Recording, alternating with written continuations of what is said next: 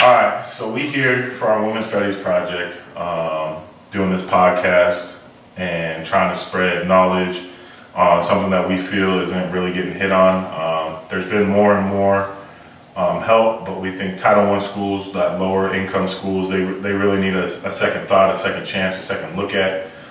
So we just kind of wanted to talk about that for our community engagement and just spread our story and what we feel could actually change. I'm Andrew, kinesiology major. I'm Edgar, bio major. I'm Maurice, I don't know what major. And I'm VL, physical therapy major. So we all come from some different background, race. I'm white. We have the Arab background, the Hispanic background, and then also the Filipino background. So we're kind of hitting a lot of different backgrounds. Gotta try to look at the camera. And just basically just spread light on a topic that we feel kind of hits home to us, but also is something that isn't. So the first thing, guys, I wanted to start out with is just kind of talking about our story, talking about, what it was like growing up. So I'll start off. For me, it was rough growing up. I feel like school was an opportunity for a break from the home life of, where's the food, what are we eating, our bills paid, the stress that a low income household really brings. But then, you go to school, and obviously being in a low income area living, you have that low income school. And so things were rough. We'd have textbooks from years ago. Teachers were horrible. I had a teacher slam a book in my face because I was falling asleep because I stayed up too late. But, and it was things like that. Or, I know growing up there was killings, or, you see your friends and they're not at school because their parents can't afford to get them to school, or they can't make it because mom went to jail and now they're in an orphanage, or what you may have it. So growing up in school, and it's hard to get out of that. You're so often trying to get like money, in that low income area, money is important over everything. So, exactly, money talks, and at the end of the day, like, that's what the school doesn't really care. The school, they're worried about their funding, they're worried about paying the teachers and stuff like that, but like the opportunities that I knew some kids had at other schools, I wasn't afforded because I went to this low class school. I went to this school that was, it couldn't afford lunches. I told you guys earlier, but we would have pizza for lunch, and then the very next day they would have the same pizza for breakfast. And that's just crazy to me that was okay. That was, and obviously this has been a couple years back, but I mean, growing up for me, it was something that was like, and there was never an open hand. I felt like there was very few opportunities that were either free or actually offered to people that couldn't have it. We had the school lunch thing, which was cool, you know what I mean? And eating is eating, especially when you ain't got nothing to eat at home. But that was your benefit. You go to school to get your education, but I feel like growing up, it wasn't about being the education. It was, this is what you do until you're 18, and then you get a job. And sometimes at 16, you might have to cut it. So for me, that's kind of how it was going for me. We can just start right here with Edgar. And how was it for you? Well, in my case, throughout all levels of education, I remember in elementary school, the first time I actually had to be walking to school since kindergarten, and then my mom would take me to school walking. And then after that, ever since that, living in a low poverty income area, she had to eventually also help out my dad because he recently was laid off he was in the union for carpentry, and I remember that ever since first grade hit, I started walking to school alone. That was like a 2 mile walking to school, and then 2 miles more walking back. So in total, I was walking 4 miles each day. Yeah. And that was each day from 1st to 5th grade. And it was rough because sometimes it'll be cold, and then other times, especially now when it gets dark, it'll be very dangerous. People will be ran over. There are shootings, killings in my area. But in middle school, I got a little break. I was able to get accepted into Magnet Middle School, and so I was able to ride the bus home. I didn't have to walk anymore, but I still had to walk a bit. Yeah, I had to walk to the bus stop. That was like the nearest middle school, which was like at least another mile, but it wasn't as bad. But I remember in that school, it might have been Magnet, but it wasn't very well funded. It was a Magnet public school, so it wasn't strictly Magnet school, getting funded for academics and all that. But I heard the food, especially in the food, the pizza, they would serve pizza every day. It tastes like cardboard. Yeah. It was never good. It's like it's the cheapest thing that they can offer is Yeah. like making a pizza, and it's like, you talk about how our country, kind of off topic, but you talk about how our country is like obese, or we got two big guys right here, and you talk about we're unhealthy, or as a stipulation as the world sees Americans as unhealthy, but it's like, look at that, like the lower class schools, we can't even feed them right.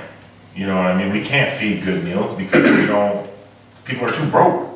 Yeah. And that's, kind of what we hit on with poverty. It's just people's too broke, and this country as a whole is broke.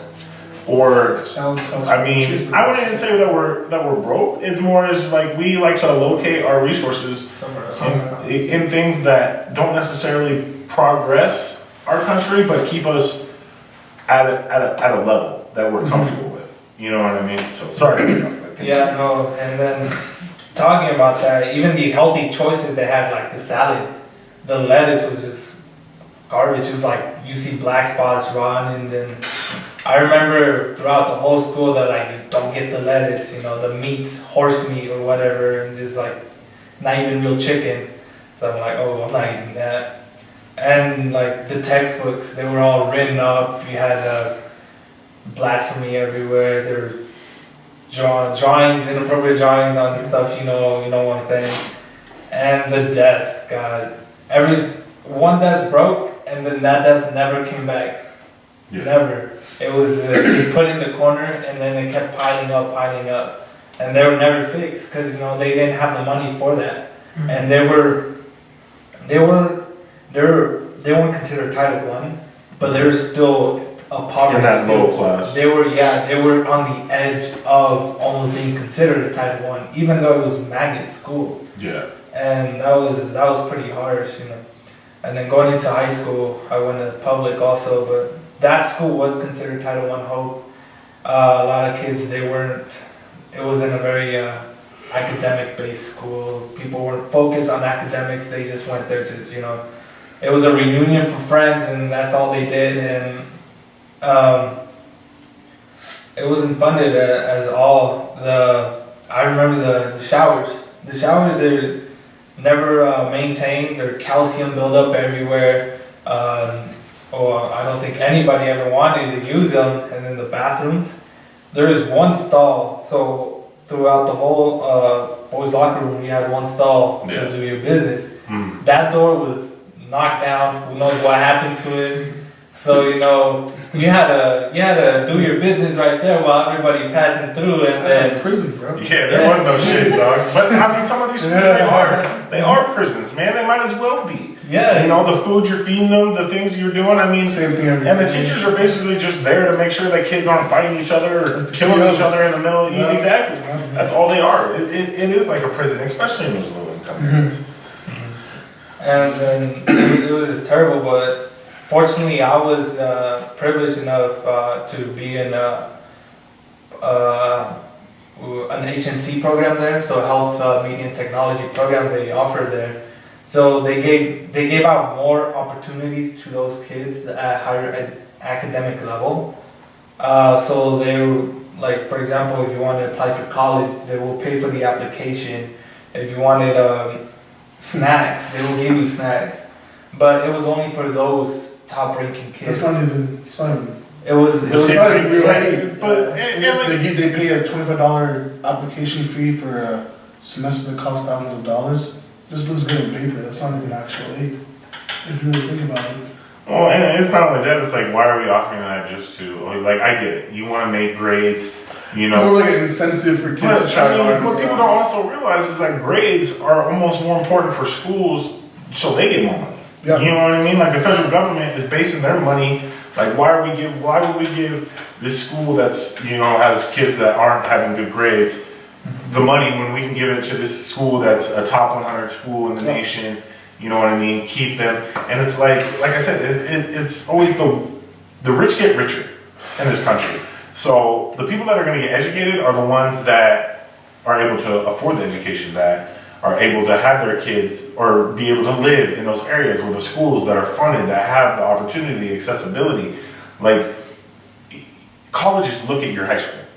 Yeah. They absolutely look at your high school and ranking, like, being the #1 senior in, say, a school like Compton or in the Richmond area or in low-class Chicago or New York or even in Vegas. You don't see them getting the chance, you know what I mean? Like, you look at two people and one went to this really good school and one didn't. And they could be the same exact person, got 4.0s, never missed a point. But the one that went to the better school gets looked at as more prestigious.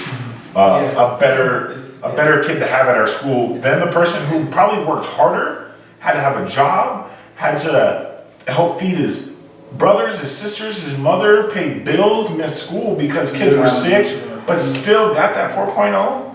Like, you're ruining the kids' dreams. You want it to make you make the system so based on grades. And so based on, you gotta go to school and be educated. But when you say you'll be rewarded for that, why is there no reward for the kid that maybe, his parents couldn't afford it, but why do we make that the kid's problem? Like, I understand if you're applying for a house and you have bad credit or you have that and life has been rough and you're trying to that's all fine and dandy. There's definitely got to be a social stature where there are lines, you know what I mean, or it becomes chaos. But at the same time, you got to be able to afford. Let's stop making it so attainable for the 1%ers and make it more attainable for even the 50%ers, the ones in the middle. Because there's a big group in the middle that's like torn between, I could go to school, if I had a little bit of scholarship money, if I had a little bit of help. But how often does it get announced in school that, there's scholarship opportunities? You know what I mean? You don't, unless you're in those classes. You're in an AP class. You're active with sports. You're active with the school in groups or music or whatever. If you're a kid that can't afford to do that, how are you expected to have those opportunities? And they're the kids that need it most. All those extracurriculars cost money too. Exactly. Things that look good on your transcript, they all cost money. Sports, 100%. And it's like someone that can't afford it or has to go to work right after school because they gotta help their parents. I would say that kid might be more deserving than the kid that went to a good school that all he had to do was go to school. Yeah, it's just like going back. It's just the concept of you're the #1 in the lower school, so you're like a big fish in a small pond. But yet again, that highest performing student in that low school, that low poverty school, can be compared to that of a prestigious school in which the kids just focus on education, the parents pay for whatever, and they will be considered the lowest grading in that school. So they're like the small fish in a big pond. So if you compare the two, so if you're coming from a low poverty school, let's say you're valedictorian, and you go into another school, you're basically at the bottom rank, because that's what their dumbest, the lowest grade they get. Yeah, no, and of course, I mean, and you look at it and it's like, take a school like Gorman, obviously they're more sport based, but as the valedictorian of Gorman is going to be looked at in a much in a much higher light than say the school. Exactly, you know what I mean? Like, they're not going to be looked at as the same.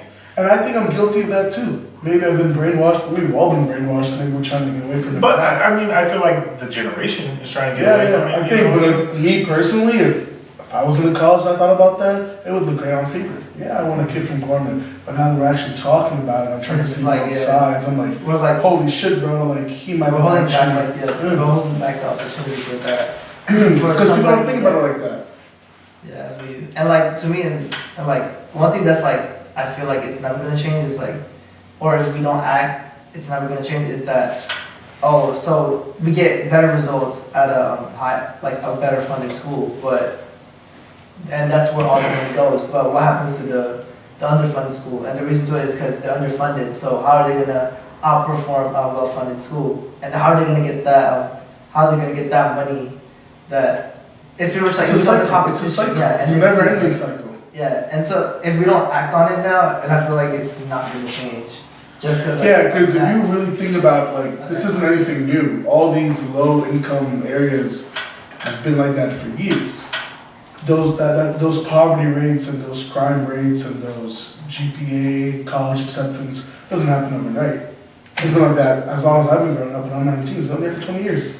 More so than that, you know what I mean? Oh, yeah, no. It's all set in stone. Like, people know certain areas are like this. We know certain schools in these areas are like this. And then I feel like it's all become so much of like a standard. It's such a norm. And it starts spreading out to stupid things too. Like even now. Even now. And I went to Palo Verde, you know what I mean? It was super, I don't know about well-funded, but it was for sure better off than other schools. And it starts going into every aspect, you know what I mean? Like, we used to, you can just tell, like, the area the school's in, like, nah, I don't want to go to that area. There's a party by here. Nah, I don't want to go to that area. You know what I mean? And even just in that, you can tell that things are different and people don't pay as much attention to other places. You know what I mean? 100%. I feel like it's fueling this ideology of society that there's segregation. There's a big segregation when it comes to education, when it comes to jobs, when it comes to everything. And a lot of it has to do with race, of course, you know what I mean? And race is a huge, you know, and that I would say is a big majority, is race, you know what I mean? Walking down the street, the dude could be a billionaire, and if he's the wrong ways, people are going to look at him funny. People are going to look at him a different way than they would the stereotypical white male. White man in a suit. And I mean, and myself, being white, I'm still not the stereotypical white male because I'm 6'4", 340 pounds. You know what I mean? So I'm big. You know what I mean? So and it's like people look at you. The people in this country are constantly judging. They're constantly analyzing and I don't judging. even think we can change that. It's You just, know, it's just they act on it. You know what I mean? That's the worst part. It's just like we choose to like blind ourselves from things that are either messed up or wrong, but don't concern us, or we have our own problems to worry about someone else's problems. And I feel like that is the biggest thing. Is like Selfish. Yeah. I mean, selfish, but also Which is still, you still need a little bit of it. It's of still your course, life, you but at the know, you same gotta look after time. yourself. But at the same time, you're also got to think of being built on this concept of, you know, survival of the fittest. You know what I mean? Which shouldn't be the case. And I feel like we have, it's not, you know, back in the day with fucking dinosaurs and whatever else. You know what I mean? It's 2018, you know.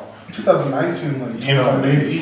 and if we go back and look at our life, when I was born in 1992, they don't look at it the same as we are now. You know what I mean? There was drastic change. I mean, look at the iPhone. Look at what we did in that time span. But we focused on technology. We focused on improving the country and getting a greater power, a greater investment, and a greater like influence around the world, instead of actually helping our countries. You know, why are we one of the worst countries in the world for education? Because for us, And one of the highest in prison. and the highest for prison. But I mean, you also think about it, it's risk versus reward, and education's reward takes time and takes money that low class you can't offer them. So they're gonna take the risk, and the risk is crime. The risk is, you know what, education, and after I go to high school and everything, so let's say the average person graduates at around age 23, 24. You know what I'm saying? Give or take a year or what have you. And you look at that, it's like, I'm trying to think of the word, but you see it as just like an unattainable goal for yourself. Like if you're in the low poverty, you're like, why wait this amount of time? Why wait 24 years of my life when at age, I mean, there's people out there, And I knew think, slinging drugs when I was in middle school. Middle school, man, people are slinging drugs. And it's like, how do we come to that as a nation that, for one, it's okay by parents. I mean, that for me is just whatever. But it's in that cycle of the poverty cycle. If you're poor, if your parents were poor and their parents were poor, you're probably going to be poor. But why do we have to be like that? It's poor funding. It's people I not. think it's the funding, to be honest, because Well, Education. because he's talking about how there's certain kids that like college can't be for me. I can't do any more of this. Like, But see, that happens though in those. and I think it's because their school experience was so unpleasant. You know I what would I mean? definitely think that's part of it. Yeah. Like when you have no funding towards these schools and you're going to school and it's like, even little things, there's no heat, you know what I mean? Which is for sure a problem, especially in like Southside Chicago, New York, Harlem, where I'm from, you know what I mean? It's horrible. And you think about school like, damn, I don't want to go, you know what I mean? It's too far. I can't afford lunch with my friends, things like that. I don't like my teachers. Teachers don't care about me. There's no structure. There's no one trying to uplift me. So they start looking at college as the same thing. Because I did my 2 years. I spent 2 years at a school in Harlem, and I did another 2 years here in Palo Verde. I promise, bro, I enjoyed going to school for the first time in my life.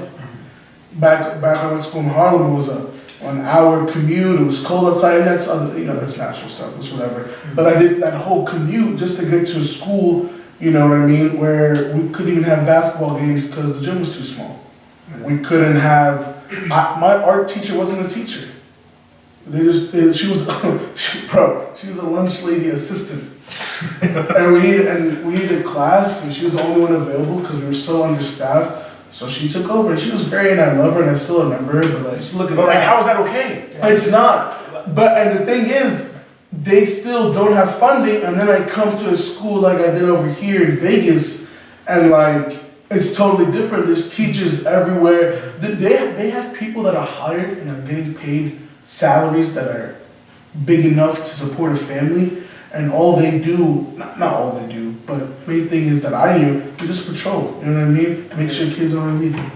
Yeah. Make sure kids don't park. Like, can you imagine, like, their job is making sure these kids park in the right spot. That's unheard of in other, like, Title I schools. Parking. Yeah, especially. You mean you have a car? You mean like you don't walk? Yeah. That's ridiculous. In my school, like there's nobody with a car, and those few that did have a car, their parents were Balling. Yeah, they. For your turn. And just so happened to be Yeah. sectioned in this Yeah. district. Yeah. Yeah. And And then- then over here, I saw, bro, it was normal to see cars, like, nice cars too, like, cars that other people worked their whole lives for. That was insane to me, because I had just came from such a different environment over there.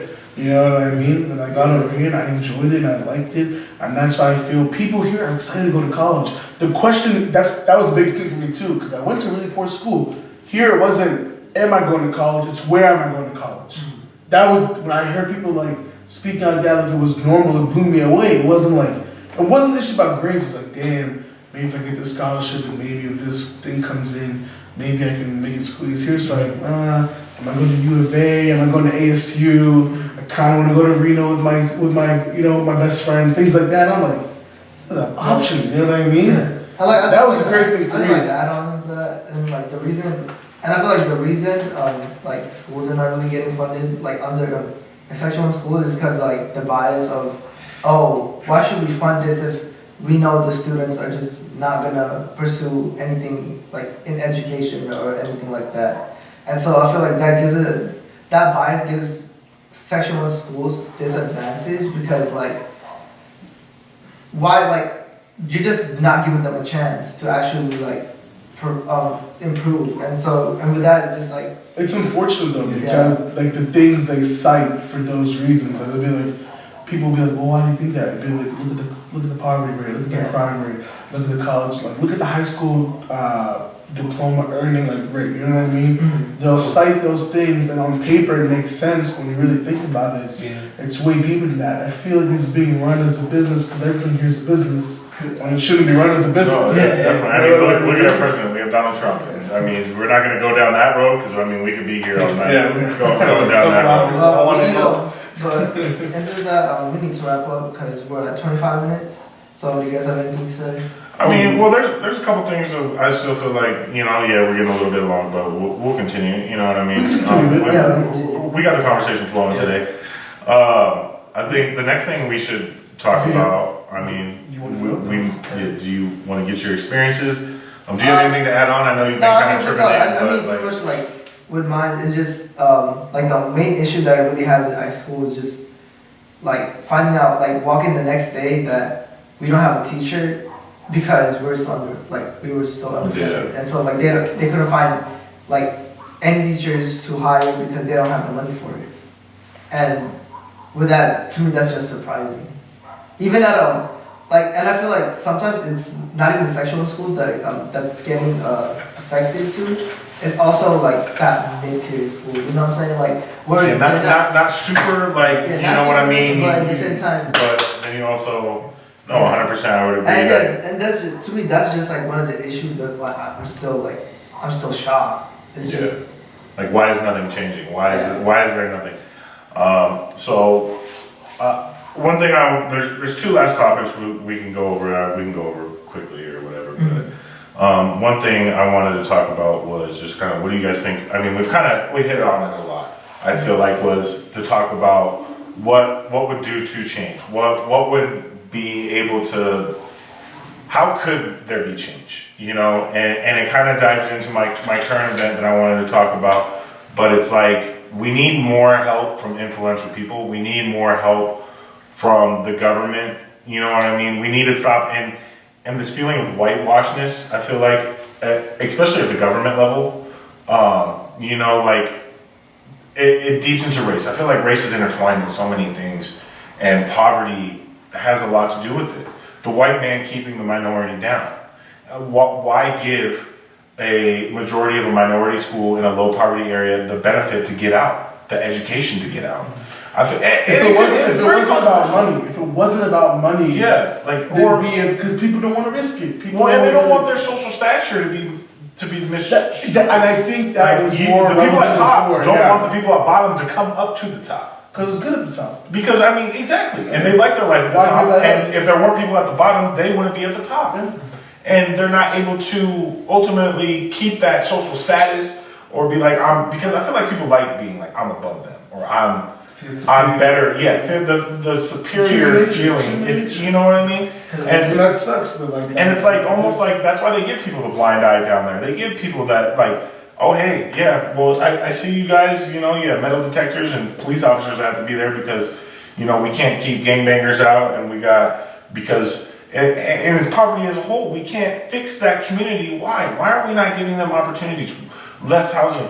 Like, yeah, we have these programs, but who are getting those programs? The white people that are in need, or the not poverty, low class. It's that one right underneath middle, but not. You're kind of in that gray area. Yeah. You know what I mean? And who's in that area? That's the white poverty level. Is that gray area? Let's be honest. You know what I mean? Because I feel like minority-wise, there's a different poverty level. There's a white poverty level, and then there's a minority poverty level. You know what I mean? Because for white people, I feel like we can only get so bad. You know what I mean? Like, yeah, but I mean, we're more reluctant to get food stamps, help from the government, aid like that because of my skin. But poverty is a social injustice that's just happening to everyone. We should just help everyone, and they just don't want to help people from the bottom get out of the bottom because they like having people at the bottom.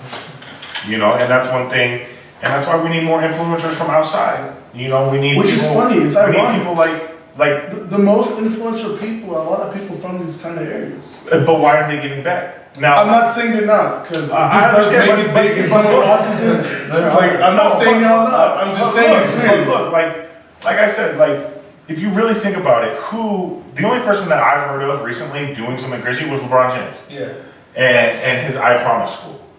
You know, he's out there giving free meals, free tuition for his school, free uniforms, Mm-hmm. free, like the sports and everything are covered. If they graduate from that school, they get their degree paid for at the community college there. Like, who is offering that? Bill Gates, I'll tell you right now, he's got way more money than LeBron. Yeah, it looks good that you donate 30 whatever billion dollars to the school fund, but then you're letting other people disperse that into the way they feel, and the way they feel is Not always right. exactly. And it's like, yeah, charities look so good, and they look like, oh yeah, we're doing such a good thing. It's a positive thing for the community. But some charities are still But some businesses. charities, they're businesses, but also it's like, who is influenced on that charity? Who is board members? Who has controlling interest? And a lot of the times, you don't see, like, that's why I feel like LeBron was such a hero of the moment. Yeah. You know what I mean? Like, he did something that was unheard of. Started a school. Who owns schools? Who does schools? The government. Why is the government in control of all the schools? I still And they're- think it's not LeBron's total school because I was doing some research about it It's too. not, it's, There's he's still funding- people that have funded it as well, but No, again, but just like, when you need because someone- people came together, they decided there was a Exactly. problem, they funded it. You know what I mean? You found out, I was looking into that too, is that he didn't completely funded the school, Mhm. but he's funding most of the part, because it's still a public school. So, the public. And that's government even doing still more has than the- enough. Yeah. It's still his it face still has on the it, funds. it's still he's And- there. And And what I like is because he knows what it's like. Because I followed LeBron James before, his story, that he knows what it is growing up in struggle. He was in that And then situation. he was able to come out with his talent. And so now he's giving back to the community. Because he understands, he knows what it is. And so he wants to reciprocate that and wants to see that change for the future kids in that. So he started the Iconic School. Well, and to kind of bounce off that, I feel like they really need to get away with, oh, I'm going to donate a building. Like, okay, what does that do for the school? Yeah, they got a new building. They got new classrooms. Well, guess what? Did you really help the school, or do you just buy them a building that now they have to fund with electricity and everything it's else? like buying a homeless You know, person a Rolls Royce. Exactly. He ain't gonna pay the insurance. You can't. Fuck that, you can't pay the gas. Or like the stadiums. I don't even know what It's you like feel how many Rolls Royce times with. it's like a superstar or someone rich or famous that made it Yeah. buys their teacher a car Yeah. or buys a stadium, like rebuilds a stadium or what have you. Why not do something like this? Now, obviously, not every superstar can. You know what I mean? Not every superstar is LeBron James. But there's more than enough influential people around this. Dude, I work in the nightclub business, all right, over at Marquee in Las Vegas. And you know how many people blow thousands of dollars on alcohol? On alcohol. I've seen a dude buy a $250,000 bottle of alcohol. Bottle. Yeah, you know what I'm saying? Like it's crazy to me. It's crazy that there's, like, why aren't we helping more? Why aren't we trying to get these people out and Because you stay never- on you top, don't man? know You his gotta stay story, on top. because That's the world. You stay That on guy top. might have came from nothing, and now he's made it enough. Which I would understand. Where you that. can ball out and spend Like, two if I got- $250,000 on a bottle. Let him. But at That's the my same thing. time- I can't speak for him. It's hard, and I You know what understand mean? that. Yeah, Because right. if because- you came from nothing and you made it big, But see, and you here's wanna the go to thing. the club, But- James, yeah, he but- came from but that's one person. And he's LeBron's still a ball. Yeah, right? no, Like, oh, yeah, some of people course. can still like be that But way. it's like, if I'm- they want to see the change, if they don't want to see other people going through that, because they know the Which struggle. is fine, which is by all means do that. But I feel like here's when people, it's not a gray area, but here's where people kind of get like, don't tell me what to do with my money.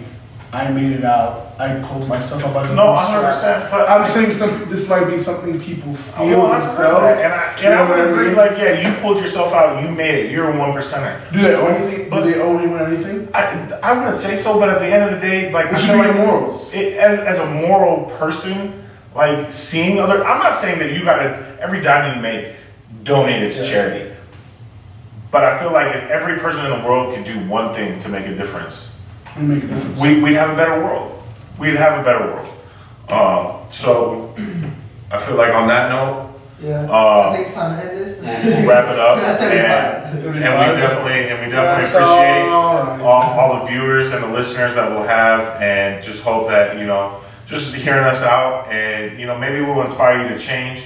you know, hearing our stories and hearing how we feel about the situation, you know, maybe it'll make a difference. Maybe you'll be the next LeBron James. But as of now, thank you from all of us, and have a great night or day.